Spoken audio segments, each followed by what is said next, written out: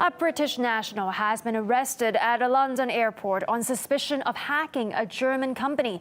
Last year, a cyber assault on Deutsche Telekom affected around 1 million people, causing a massive online shutdown. At the time, German Chancellor Angela Merkel was quick to point the finger at Russia.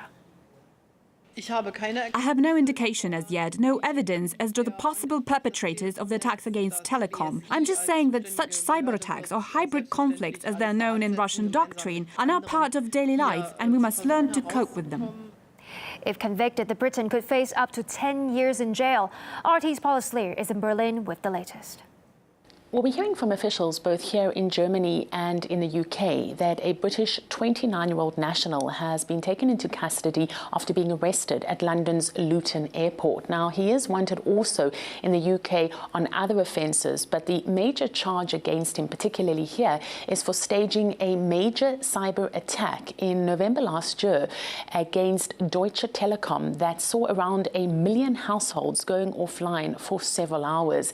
Now, there is an extradition request underway. He has been detained by the British National Crime Agency, and a statement has been released that says, and I'm quoting, that he stands accused of attempted computer sabotage in a particularly serious case. Now, at the time, German officials as well as the German media were very quick to point fingers at Russia and suggest that Moscow was behind the cyber attack. We have seen almost a kind of mantra with the German officials blaming the Russian government and Moscow for trying to interfere in Germans' everyday life and also in the political scene here, particularly in the run-up to the September elections. Take a listen.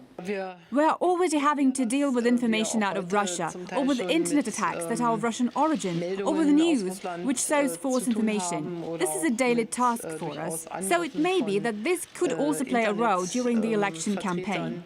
Your office is registering more and more cyber attacks from Russia. What are the targets of these attacks? Cyber attacks have often been linked to espionage or crime. Now we're seeing sabotage as well. Now, earlier this month, German authorities who were looking for evidence of Russian interference found that there was, to quote, no smoking gun. There was an inquiry that was ordered. It lasted around a year. It was ordered by the German government and it was leaked to the media. And it also found that there was no evidence of any kind of Russian misinformation. But the German media has also been reporting that the Chancellor Angela Merkel has ordered for the investigation to continue. Well, to discuss the story further, we can now go live to political writer and cartoonist Ted Rall.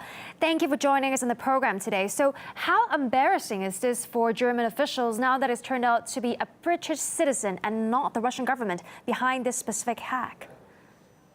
Well, it's embarrassing, but I don't know if they're capable of feeling shame, since they seem to be out to blame pretty much everything except the most obvious, the most obvious government that might be involved, which would be Britain. Look, I remember a time, and I think most your viewers remember it too, when public officials and presidents, heads of state didn't speculate rampantly about who may or may not be behind an attack, whether it was in the cyberspace or in the space of real life terrorism. They investigated, they checked it out, and if there was evidence or proof of complicity, then it was presented to the public.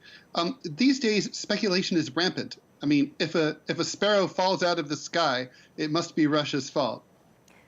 But why do you think Merkel was so quick to suggest Russia was behind this specific attack when she really had no evidence at hand?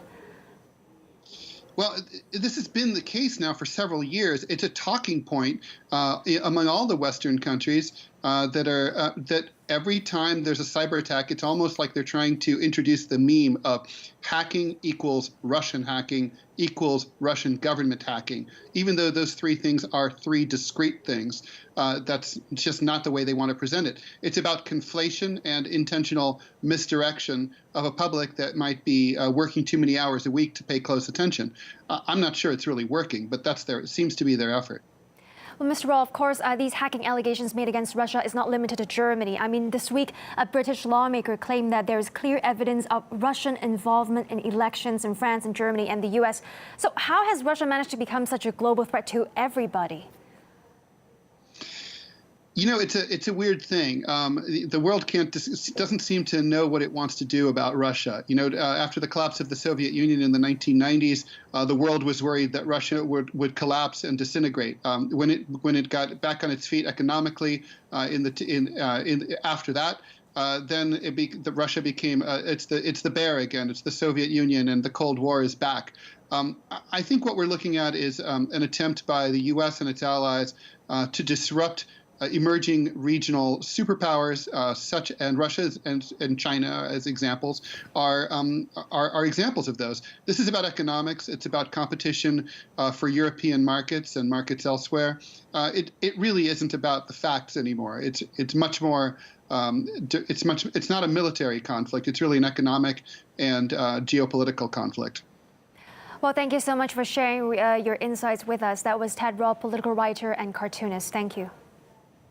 Thank you.